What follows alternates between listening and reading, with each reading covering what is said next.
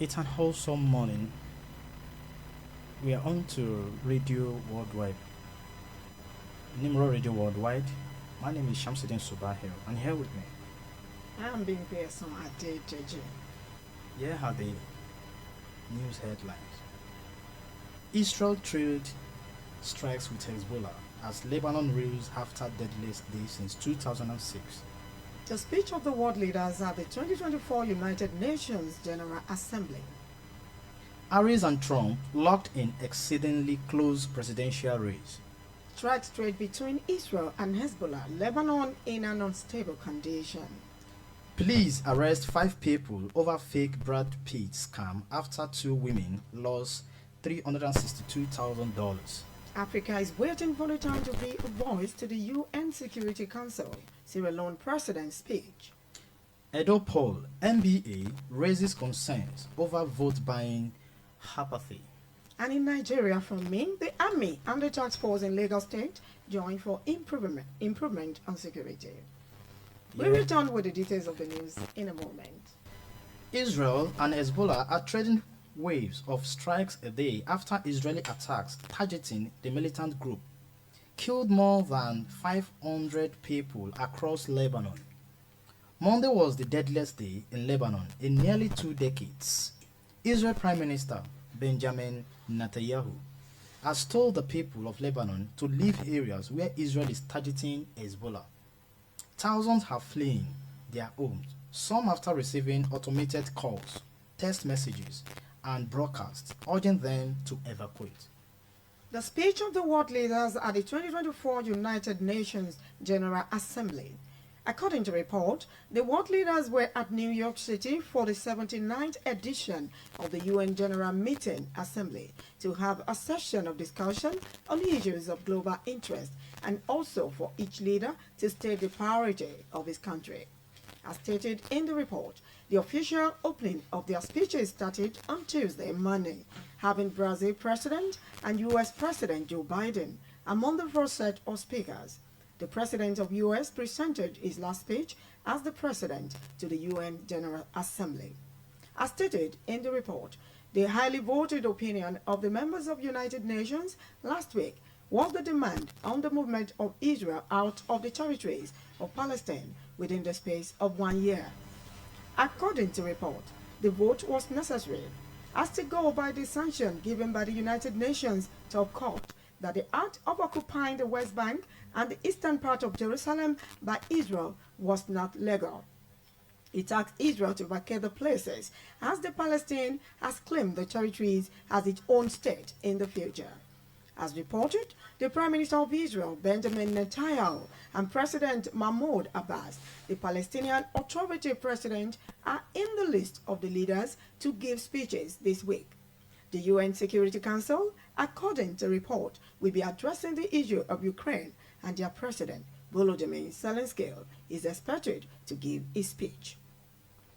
The race for the president between Vice President Kamala Harris and former President Donald Trump is exceedingly close, with Harris support resting on stronger personal appeal, while Trump draws on a die-hard base and a wide advantage on handling the economy to run about even despite less positive views of him.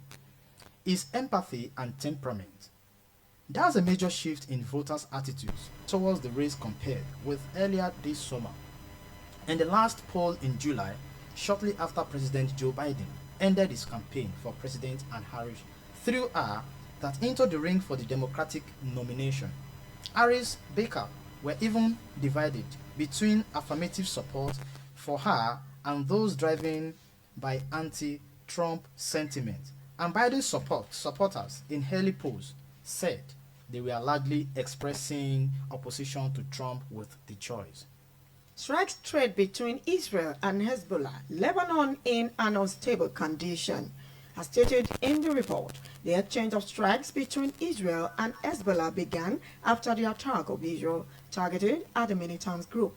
500 people died as a result of the attack all through Lebanon, and the attack by records made Monday the most brutal day in the territory of the Lebanese for close to 20 years. According to report, the Prime Minister of Israel, Benjamin Netanyahu asked those in Lebanon to vacate the areas that are Israel targets in order to fight the Hezbollah group. People in their thousands left their homes. Some left by the automated call received. Some received text messages asking them to vacate those places. As stated by one of the Israeli officials and as reported, the level of the military operations will be upgraded daily. The military of Israel is still with the consideration on ground invasion. As stated in the report, Israel and Hezbollah group have been exchanging strikes since the beginning of Gaza war. A new turn of events arrived in past weeks as Israel paved way for the possibility of a regional war by intensifying its attack on the militant group. Police in Spain have arrested 5 people accused of scamming 2 women out of 325,000 euros by pretending to be Hollywood star Brad Pitt online. 10 other people were also investigated as part of the Operation Bralina, which spanned 8 provinces according to the statement from the Guardia. 1 woman lost 175,000 euros to the fraudsters, while another lost 150,000 euros. Of that total amount is $167,000. Police managed to recover 85,000 euros. Both victims were contacted via a Brad Pitt fan site by fraudsters who managed to invest in various projects with them, police said. In order to find their victims, the cyber criminals studied the social networks and put together a psychological profile of them, discovering as a result that both women were vulnerable people suffering from depression and the lack of affection. They also use instant messaging platforms to exchange messages and emails with the 2 women until they thought they were chatting via WhatsApp with Brad Pitt himself, who promised them a romantic relationship and a future together. Both women ended up making numerous bank transfers to the persons they thought was Pitt until they realized they had been scammed and went to police. Africa is waiting for the time to be a voice to the UN Security Council, Sierra Leone's president speech. As stated in the report, one of the resounding issues to be treated at the ongoing UN Assembly of the World Leaders is the announcement made by the US to be in support of extending permanent members of the United Nations Security Council by releasing 2 seats to African nations. As reported, it's breakthrough that Africa has long overdue for, and it is remarkable. This will make Africa a stronger voice in the world.